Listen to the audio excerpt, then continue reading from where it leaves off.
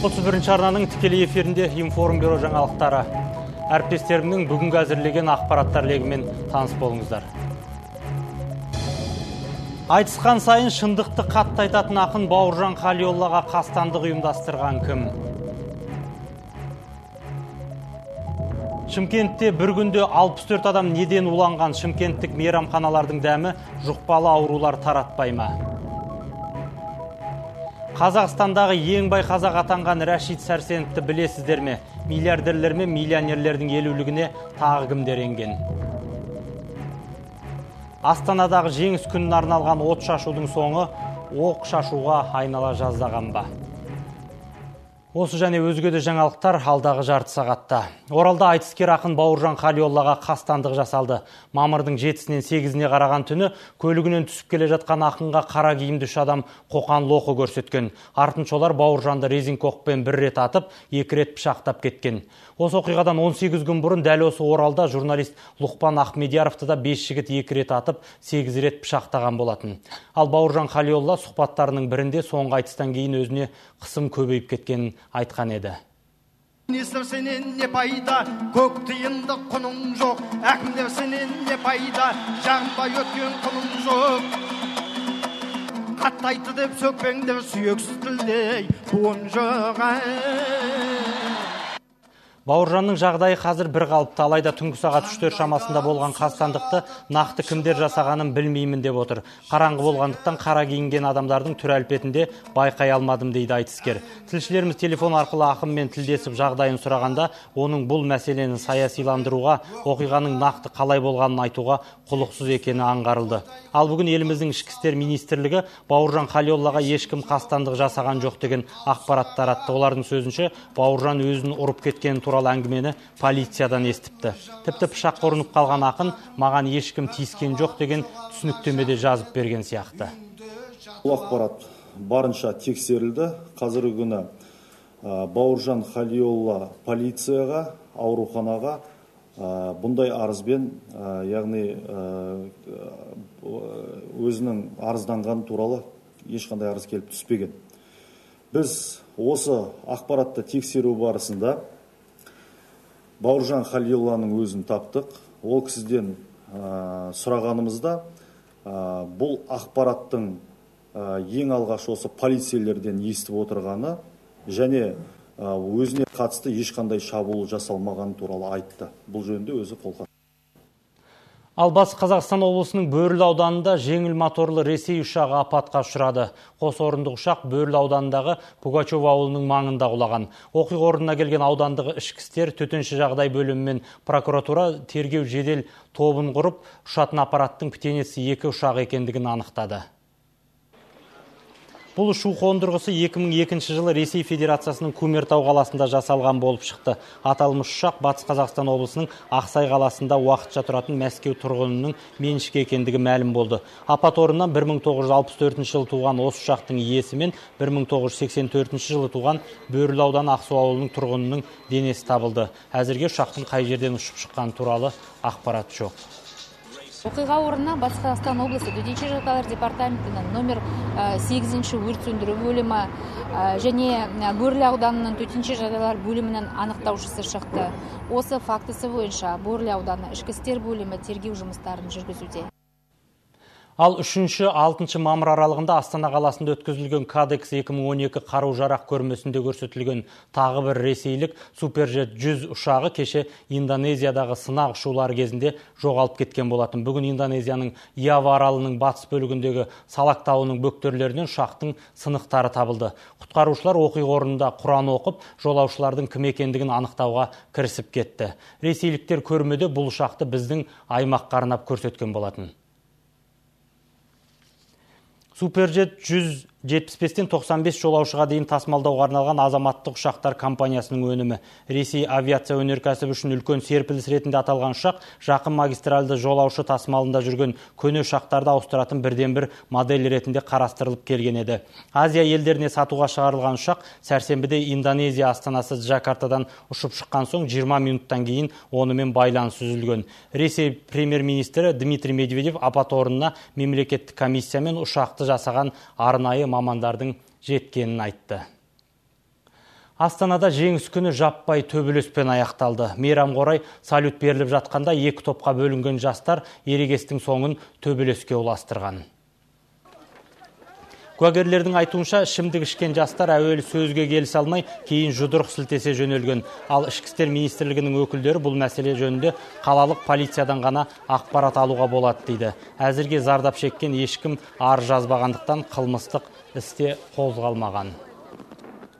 Ал оңтүстік Қазақстан облысы Қазығұрт ауданында 64 адам тамақтан уланды. Тойда болған қонақтар еттен ұшынған деген болжам бар. Ауруханаға түскендердің арасында аспаздар да бар.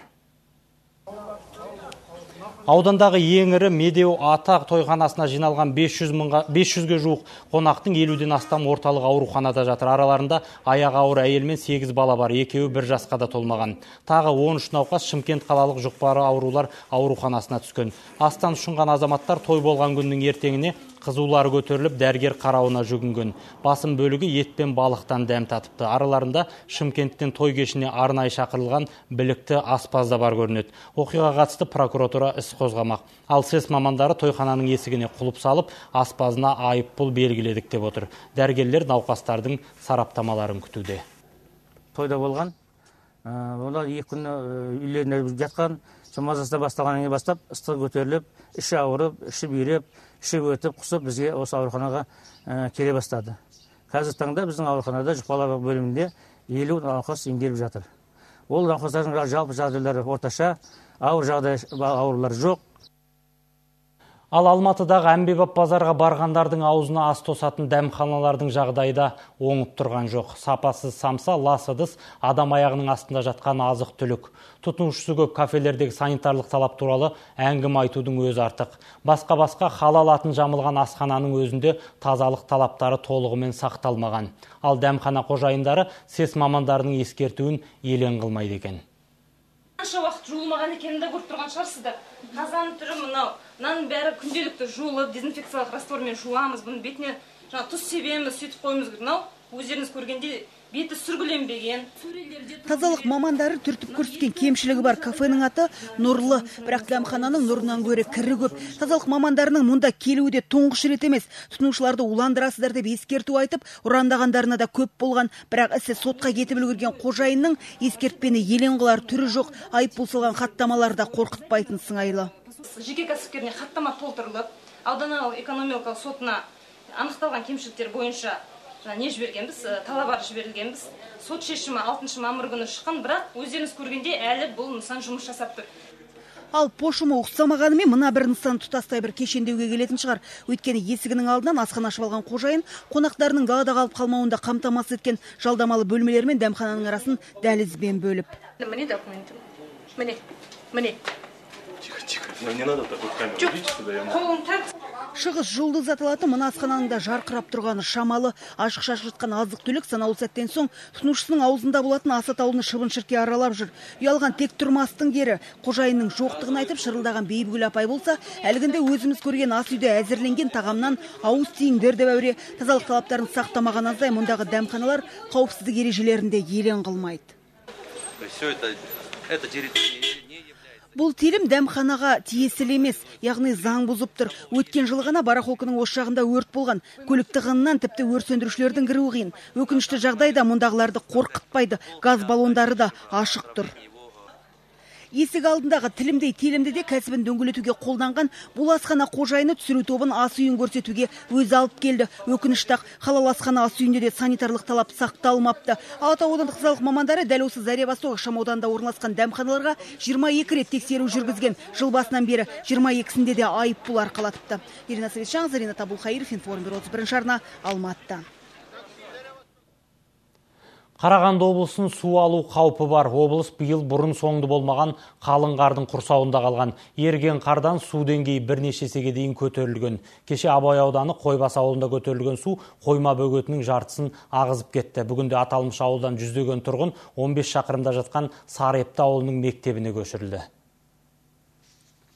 Қарағанды облысындағы Қойбастағы нөмір 1 су қоймасы бөгенінің жарылатыны туралы сәрсенбіде белгілі болған. Алайда тұрғындар Қызылағаш трагедиясы қайталанады деп дабыл қаққанымен көмек тек кешке қарай жеткен. Кешқұрым көтерілген судың көлемі 5 метрге жетеді. Сол себепті миллиондаған текше метр су бүкіл ауылды жермен жексен қылуы мүмкін. Ал тұрғындардың дүние мүлкін сақтауға облыстан полицейлер әкелінген. Қазіргі уақытта бөгенді жабу жұмыстары жаппай жүргізілгендіктен су қоймасының суы 10 сантиметр төмен түсті.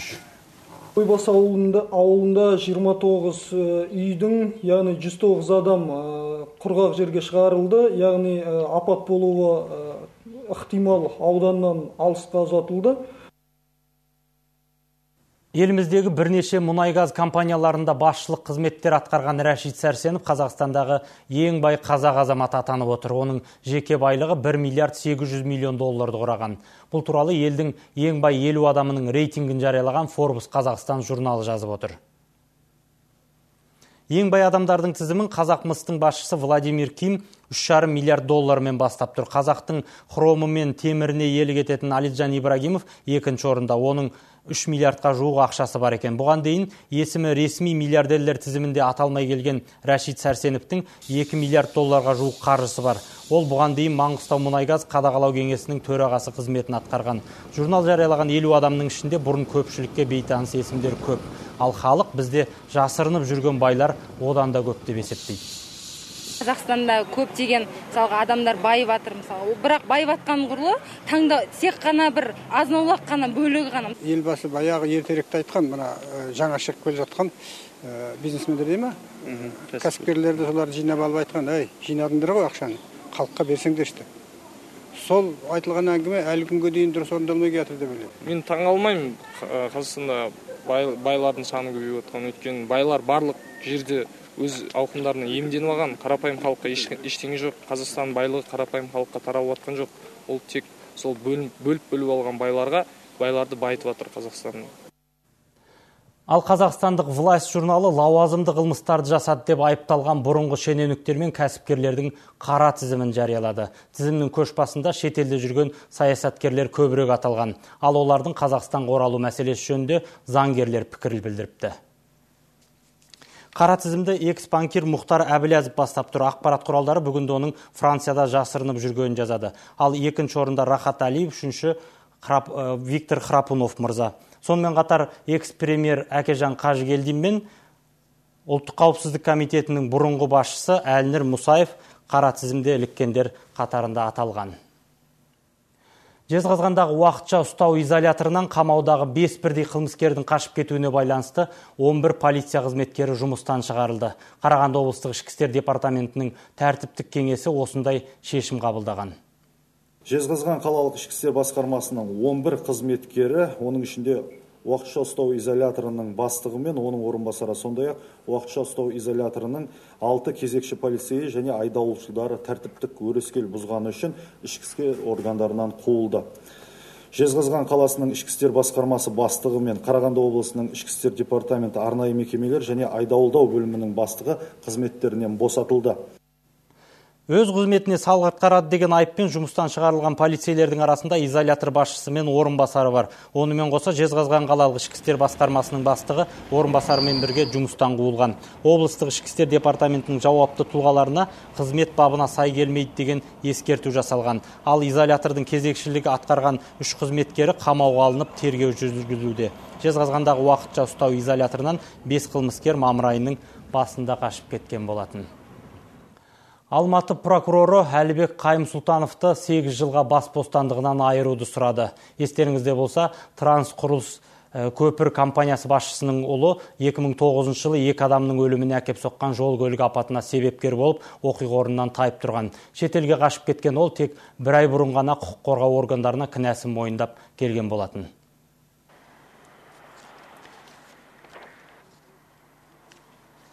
Сондай-ақ прокурор 8 жыл бас бостандығынан айырудан бөлек айыпталушылар мемлекет қорына 25 миллион теңге ақша өндіруді сұрайды. Өйткені құқық қорғау орындары Қайым-Сұлтановты іздеу шарасында дәл осы көлемдегі қаржыны жұмсаған. Естеріңізге сала кетейік, заң алдында жауап беріп отырған Әлібек Қайым-Сұлтанов өз кінәсін мойындаған еді. Соңғы сөз алған айыпталушы марқұмдардың ата-аналарынан кешірім сұрады. Екінші тарапта Қайым-Сұлтановқа ешқандай шағымымыз жоқ деп аталмыш іс бойынша сот шешімі ертең шықпақ. просили суд учесть. Біз сот төрешіне жазаны жеңілдетуді сұраймыз, өйткені айыпталушы өз кінәсін мойындап кешірім сұрап келді ғой. Оның үстіне екі жақ өзара ортақ шешімге келді. Осы мәселелерді ескеріп, сот осы істі толығымен тоқтата алады. Бұл заңда жазылған. Ал Алматы облысы прокурорларының қара тізіміне мектеп директорлары ілігіпті. Жақын күндері бұл қызмет облыста ең көп мемлекет қаражатын жымқырғыштардың тізімінде алдыңғы қатарда тұруы мүмкін. Прокурорлар ондаған мектеп директорларының жемқорлығын әшкерлеп, мемлекеттік бюджеттің 60 миллионын ұшты-күйлі жоқ қылғандарын тапты. Сарқан қаласының прокуратурасы бірден 4 мектептің директорын жемқорлыққа қатысы бар деп айыптап отыр. Олардың айтуынша мектеп басшылары тендерге қатысқандардың заң бұзушылығына көз жұма қараған. Соның кесірінен көптеген білім мекемелері жөндеусіз және жиһазсыз қалды. 4 директоров школ. 4 бірдей мектеп директорына келетін болсақ, олар жауапсыз мердігерлерге жәрдемдескен үшін күдікке ілініп отыр. Ол дегеніңіз сыбайластық, заң бұзушылық. Прокурорлар сыбайластыққа айыпталған директорлардың орнынан кетуін талап етсе, ал білім бөлімдегілер олардың бұрынғы жетістіктерінде елеуді сұрайды. Адамды жұмыстан шығаруға негіз болатын нәрсе емес қой. Енді сонда қалай адам өмір бойы істеп, мысалы 20 жыл 30 жыл істеп, енді үкіметтің мемлекеттік қаржысы далаға кеткен жоқ, ешқайда кеткен жоқ. Енді заңды бұзушылық, жаңағы мемлекеттік сатып алу заңын бабын орындамаған үшін енді айыппұл төлеуге болады ғой. Ал Алматы облыстық білім басқармасындағылар мектеп директоры қызметі жемқор мамандық рейтингісінде алдыңғы орын алатын мойындап отыр. Өткен жылдың өзінде 30-ға жуық жетекші тәртіптік жауапкершілікке тартылған. Олардың ішінде балаларға жақындатуға қауіптілері де аз емес. Қарасай ауданы Кенен Әзірбаев атындағы мектеп директоры бала тәрбиелеуді дұрыс тәсіл қолданбаған үшін заң алдында жауап берген болатын. Мысалға айтсақ, сабаққа кешігіп келген балаларды мектеп айналасын 2 айналым жүгіртіп қойған. Осы ісі үшін ол сотты болған, алайда рақымшылыққа ілініп, бас бостандығынан айырылмады. Ал осы уақытта қоғам арасында мектеп директорын сайлаудың жолдарын талқылау басылмай келеді. Қоғам белсенділері мектеп басшылары ата-аналардың, ұстаздардың және тәуелсіз ұйымдардың қатысуымен байқау негізінде сайлансын деген ұсыныс айтуда. Аида Боранбай, Али Ахмедиева, Айдар Қажымұратов, Информбюро, 31 арна. Алда көретіндеріңіз. Павлодарда тұтастай бір ауылды қан қақсатқан барымташы қолға түсті. Прокуратура Ираннан спорттық тауарлар деп аудиотехниканы тасыған контрабанданы ұстады. Бұдан өзге де жаңалықтар аздаған жарнамадан соң. Алматыдағы Хан Тәңірі ықшамауданында қарттар қақпадан секіріп жүр. Еріккеннен емес әрине. 2 метрлік есікті еңсеруге қарияларды қалталы көршісі мәжбүрлеген көрінеді. 6 жылдан бері ақсақалдарды алып қақпадан аттатып жүрген алпауыт көрші көшелерін сатып алған. Қомақты қаржысы бар көше қожайынын сот шешімі де қорқытпапты. Жеңіс мерекесіне машақаты көп баспалдақ арқылы үйінен шыққан қариялардың қатарында еңбек ардагері де бар. 80-нің сеңгіріне шыққанда секіріп жүрген Үсіпәлі ақсақалға күн санап 2 метрлік есікті еңсеру қиындап барады. Кеше қан майданда бүгінгі ұрпағының бейбіт тірлігі үшін қанды балақ замандастарын азық-түлікпен қамтамасыз етпекке күні-түні тынбай еңбек еткен ардагерге соңғы 6 жыл тағы да ауыр тиіпті. Келгенімізде анау барату жоқ болатын, анау. Содан мына жол екен орынды жауып алды. Сыртынан жаңағы тақтар қойып, фундамент қойып, тастар бекітіп бастады. Анашам, мінашам дейді, сонымен қайтадан бастан өтетіп алады. Үлкендердің жолына бөгет қойып, көшені сатып алған ағай осы кісі Марат Қазақбаев. Көршілерінің сөзіне құлақ аспақ түгілі, әкімшіліктің де, құзырлы орган прокуратураның да, тіпті сот шешіміне де пысқырмайтын пысық көрші түсіру тобымен де тілдесе қоймады. Сатып алғаннан бері біз орысша айтқанда тюрмада қалдық. Не кіре алмаймыз, не шыға алмаймыз, скорый келмеді. Пожар келе алмайды, даже свежий күнделікті халық жеп отырған нанды жей алмаймыз. Кіріп шығу бізде жоқ. Марат мырза көршілерінің наразы екендігінен хабарсыз кейіп танытып, сот шешімін көрмегенін айтады. Алайда жедел жәрдем көлігі алып қақпадан кіре алмайтындықтан ауырып қалуға қорқатын қарттардың қолында дәйекті құжат көп. Енді олар шағымдарын айтып елбасына хат жолдамақ. Ирасович Жаңыз, Думан Сүлейменов, Информбюро, 31 арна, Алматыдан. Ираннан жеткізілген зілтемір кіртасы қымбат аудиотехникаға айналып кеткен. Жетісу көлік прокуратурасы осындай экономикалық қылмыстың бетін ашты. Иран Ислами Республикасынан келген 30 шақты контейнер кедендік декларация бойынша спорттық жабдық ретінде рәсімделген. Спорттық жабдықтар мен әйнектеп құжатын рәсімдеп алып келген тауарлар шын мәнінде Sony, Pioneer, Kenwood сынды әлемдік брендтердің аудио өнімдері болып шыққан. Жетісу көлік прокуратурасының өкілдері тексеру барысында Баянауыл уақытша сақтау қоймасынан 40 тонналық 13, тағы бір сақтау қоймасынан 10 шақты осындай контрабандалық өнімді әшкерелеген. Қадағалаушы орган осылайша ұдайы Ираннан тауар тасымалдайтын арнаны анықтаған. Аталған уақытша сақтау қоймасында 13 контейнердің бірнешеуі кедендік рәсімдеуден өткенін нақты анықтадық. Прокурорлық араласудың нәтижесінде тауарлар тоқтатылды. Тергеу барысында брокер, кеден органы жүк иелеріне қатысты процессуалдық шешім қабылданады. Құрық ұзын барымташы полицейлердің құрығын ілінді. Павлодарда бүтін бір ауылдың жылқысын өптеп кеткен баугөске ұры қолға түсті. Осыдан 2 жыл бұрын Керимов есімді азамат Песчаный ауылынан 53 жылқыны бір түнде айдап кеткен. Мұны да місе тұтпаған ұрылар Павлодар ауданына қарасты ауылдардан 52 бас айдап тынған. Ашынған халық ұрыларды өздері ұстап полицияға берген, алайда айласын тапқан барымташылар жазадан оңай құтылып кеткен. Қолды болған жылқының базардағы құны 20 миллион теңгеден астам. Айта кетейік, ұрланған жылқы 32 үйдікі. Шыдамы сарқылған ауыл тұрғындары ақпан айында облыс әкіміне шағым айтқан. Әкімшілік алдындағы жиылған топқа Ерлан Арын өзі шығып, ешкім жазадан құтылмайды деп уәде берген. Қолға түскен күдікті ұрлаған малды қайтарса, жазасы жеңілдеуі мүмкін дейді полицейлер. Керимов 7 мамыр күні Ресейдің Новосибір қаласын ұсталды. Оны аурухана маңынан ұстадық. Ол бұдан бұрын қаңтар айында сол жерде бүргеншік атпен емделген. Сол себепті біз оны көп уақыт аңдыдық, іздедік. Ұлымызды аман алып қалғымыз келеді. Осылай деп редакциямызға келген Қуандық Жиенбеков байқаусызда марганец ұнтағын жеп қойған 2 жастағы баласының өміріне алаңдайды. Кеңірдегі өңеш және жұтқыншақ тұстары химиялық заттан күйген баланың қазіргі жағдайы тым нашар. Ал бүлдіршіннің өміріне араша болар ота өкінішке орай Қазақстандағы бірде-бір балалар ауруханасында жасалмайды. Әсеттің ата-анасының ендігі үміті тек шетел дәрігерлерінде. Екіге енді толған Әсеттің бүгінде тамақ ішуі қияметтің қайымына айналған. Бүлдіршін 2 айдан бері асқазанға тікелей ас апаратын арнайы түтікші арқылы тамақтанады. Өйткені байқаусызда марганец ұнтағының жарты құтысын жұтып қойған баланың ауыз қуысы, жұтқыншақ пен көмей түсі күйіп, тыныс алу жолдары жабылған. Әсеттің жағдайы қиындаған соң дәрігерлер от арқылы қарын түсін кесіп, тамақ ішу үшін жасанды түтік жалғағанды. Тамақ бәрін мұрнынан шығарсады. Сөйтіп осы жерге келсек, педиатр институтына жүреді, педиатр институтына барсақ, жеген тамақ бәрі өкпеге тарқалған. Вообще асқазанға бармаған, асқазан таза еді, тамақ бәрі өкпеге кетіп отырған. Сөйтіп өкпесі сондай тамаққа толып кеткен уже. Оқыс оқиғадан соң дәрігерлік піспектен өтетін тамақ қана жейтін бүлдіршіннің салмағы да 2 есеге күрт төмендеп кетіпті. Жұтыналмайтын баланың дауысы да шықпай қалған. Өкініштісі сол Әсеттің өңеш, кеңірдек түсін қалпына келтіретін ота елімізде жасалмайды. Тек Израиль, Германия, Ресей мемлекеттерінде ғана қолға алынатын бұл күрделі ота Әсеттің денсаулығын қайта қалпына келтіру мүмкін. Кеңірдек жұтқыншақ жолдарын қалпына келтіру үшін балаға тағы жоспарлы түрде ота жасалу керек. Ол ота өкінішке орай біздің елімізде жасалмайды. Біздің қазір көптеген мәліметтерге байланысты, ғаламтордағы мәліметтерге байланысты бұл Ресей мемлекетінде жасалады. Алайда жұтқыншақ жолына жасалатын отаның құнын қарапайым отбасының қалтасы көтермейді.